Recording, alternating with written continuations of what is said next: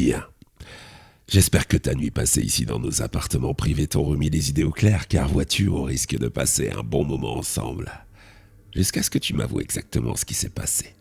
Et où se trouvent les restes des corps de tes petits camarades. Tu vois, je suis Clément. Je t'ai même ramené le petit déjeuner. Alors voilà, prends tout ton temps, mais surtout raconte-moi bien tout ce que je veux entendre.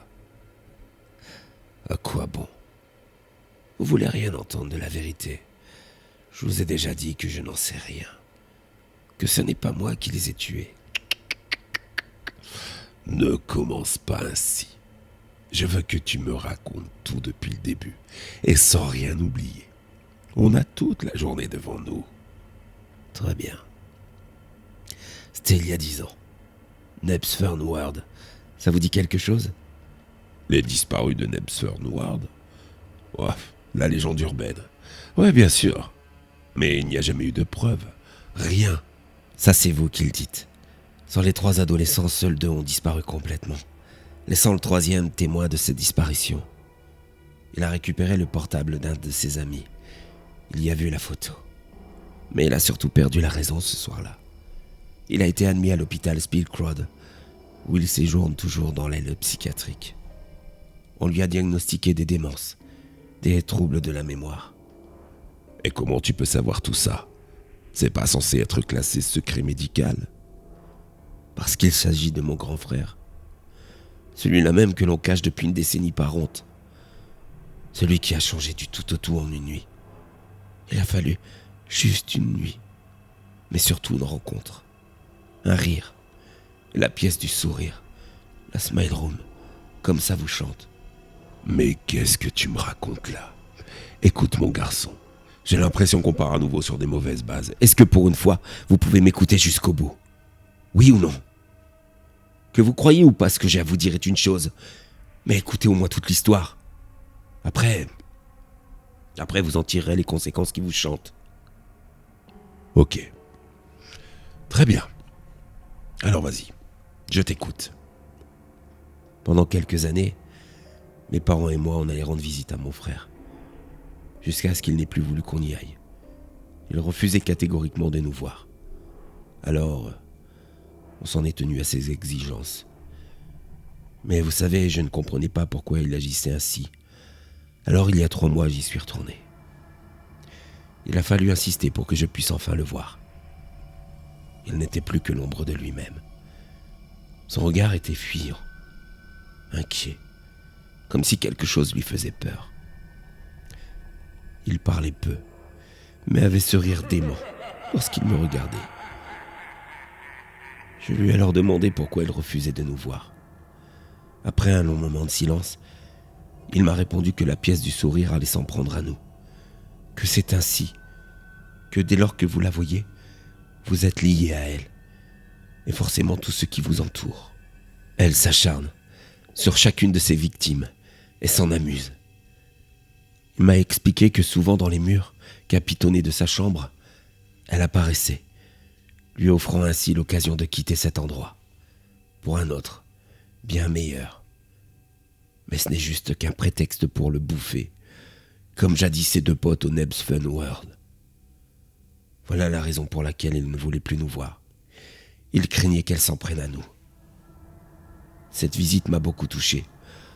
Voir mon grand frère agir ainsi, comme un fou, un démon. Il fallait que je comprenne alors. Avec Anton et Jeffrey, on a décidé de se rendre au Nebs Fun World. Enfin, du moins ce qu'il en reste. On est donc parti le 27 juillet 2016. 10 ans après, jour pour jour, sur les ruines de ce site. Si seulement j'avais su. L'endroit en cette soirée avait quelque chose de flippant. Il était difficile de comprendre comment tout ce site avait pu se dégrader à ce point, en si peu d'années. C'était incroyable les ravages du temps sur un tel endroit. Tout tombait en ruine et apportait au lieu un aspect lugubre. Mais par-dessus tout, c'était surtout l'inconnu qui nous faisait peur. Savoir ce à quoi nous allions nous confronter et qui avait mis mon frère dans un tel état. La pièce au sourire. Qu'est-ce que ça pouvait être que ce truc? Bien sûr, on avait prévu de quoi filmer. Et on était armés. Batte de baseball et même un couteau papillon qu'Anton maîtrisait parfaitement. On a donc commencé à fouiller le site de fond en comble, histoire d'y trouver quelque chose. Et si au début nous étions sous tension, très vite celle-ci est retombée. En effet, au bout de 45 minutes à déambuler au milieu de bâtiments en ruine, de gravats, de cailloux, et tout ça sans l'ombre d'un bruit, on a fini par se poser tranquille.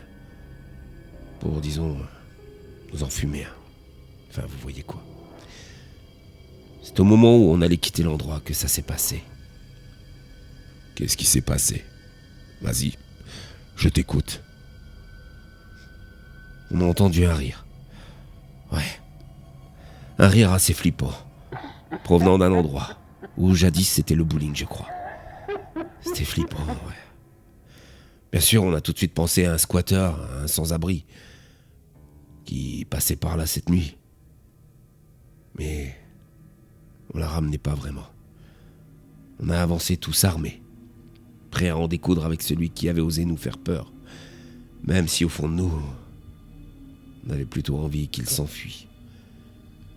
On s'est donc dirigé vers le fond de la salle du bowling, d'où semblait provenir ce rire terrifiant. Et le rire a retenti de nouveau, plus fort, comme si nous étions en train de nous rapprocher de lui. Oh putain, c'était effrayant. On progressait doucement. Quand arrivé au fond, on y a trouvé une porte qui n'y était pas avant. Une porte étrange. Elle semblait vivante, organique. Ok, je crois que j'en ai assez entendu. Tu persistes à raconter des histoires à dormir debout. Que vous me croyez ou non, je vous l'ai déjà dit.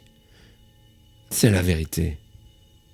Anton a eu la mauvaise idée de s'en approcher. Et là, il se retrouvait devant une bouche géante à la verticale, qui s'est mise à rire. Tout est allé si vite. Les énormes dents se sont alors refermées sur son avant-bras. Jeffrey et moi, on a essayé alors de l'attraper pour le tirer de cette emprise, mais les dents ont serré de plus belle, jusqu'à lui sectionner son bras, non sans attirer le reste vers elle. Anton s'est fait couper à coups de dents. Son bras, la moitié de son corps, il y avait du sang partout. J'ai vu cette bouche immense mâchouiller le corps d'Anton. Enfin, du moins ce qu'il en restait. C'était atroce. Le bruit de la chair, des os qui se brisaient. Jeffrey s'est alors mis à courir dans le vieux bowling abandonné, à toute allure vers la porte de sortie, qui n'en était plus une. Il se retrouvait à son tour face à la Smile Room, car c'est ainsi qu'on appelle cette monstruosité. Elle s'est amusée à l'aspirer. Oui, comme on aspire un vulgaire macaroni. Avec une puissance incroyable, elle l'a brisé en deux et l'a mâchouillé, tel un vulgaire morceau de viande. Elle s'était téléportée. Dès lors, j'ai reculé au centre de l'immense pièce. Je me suis tenu le plus loin possible des portes, des murs. J'étais effrayé. Mes amis venaient de se faire manger par cette horreur. Elle s'est alors amusée à se téléporter de porte en porte, rapidement, me montrant que si j'essayais de sortir, elle saurait m'attraper. Vous vous demandez du coup comment j'ai réussi à sortir ? À ce stade-là, je ne demande plus rien. Tant ce que tu me racontes est un ramassis de conneries. Écoute, apparemment La fenêtre. C'est le secret. C'est par la fenêtre que je suis passé.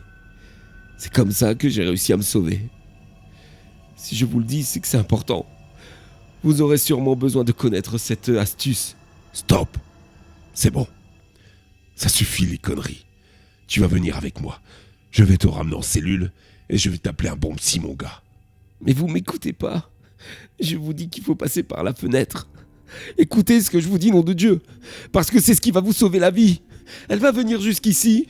Je vous dis qu'elle va venir jusqu'ici. Tout est lié. On est lié à la Smile Room. Et elle vient près des gens qui l'ont vue. Mais oui, c'est ça, mon garçon, c'est ça. Allez, installe-toi confortablement dans cette cellule. Je vais appeler un psychiatre. Tu disais que ton frère te manquait. Eh ben, je crois que tu vas bientôt le retrouver. Oh oui, tu vas bientôt le retrouver. Flash info. Un véritable carnage a eu lieu au bureau du shérif d'Oshawa en Ontario. En effet, le shérif ainsi que 2 de ses hommes ont été massacrés et taillés en pièces dans un bas de sang sans précédent. On n'a retrouvé que quelques membres découpés leur appartenant. Le mystère reste complet quant à l'arme utilisée et le responsable d'un tel acte horrible. La seule personne à avoir été épargnée est un jeune homme. Il est entendu par les forces de police sur les circonstances de ce drame en ce moment même. Il semblerait être très secoué par ce qui s'est passé et n'a de cesse de répéter « Passez par les fenêtres, la Smile Room va bientôt venir, la Smile Room va venir ».